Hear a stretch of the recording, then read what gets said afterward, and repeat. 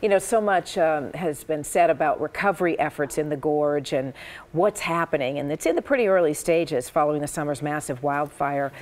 And so we've all been asking kind of how we can help, and there's an opportunity to do so tonight. Friends of the Columbia River Gorge having a fundraiser, so we wanted to catch up with Sandy Wright, the development director for Friends of the Columbia River Gorge, to tell us more about what's happening tonight so we can fund recovery efforts. Welcome, Sandy. Thank you. Well, tonight we're having an event where people can come and learn more about some of the preservation efforts that are taking place in the Gorge by Friends of the Columbia Gorge.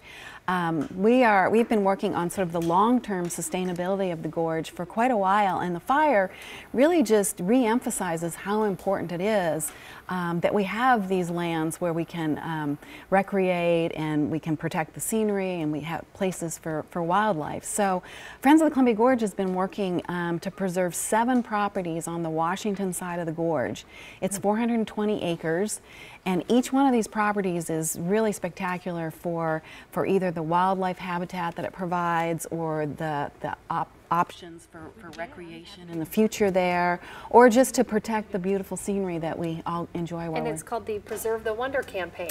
It is. Talk to us about some of those locations. You mentioned 7 of them.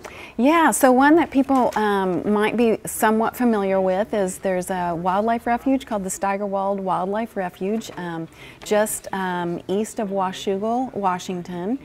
And one of the properties that we're trying to purchase and preserve is abuts that wildlife refuge. It's 160 acres, and what that's going to do is it's going to expand the refuge, and it's also going to allow for the refuge to be restored in a way where the dike system there will be breached, the water will be able to flow in and out of there in a more natural way. It'll invite a lot more wildlife into that area. But Sandy, these are privately owned lands right now that you're trying to purchase from individuals, yes, more or less? Privately owned. Okay. So it's not only really focusing on recovering from the wildfire, but you're also funding projects that have been ongoing.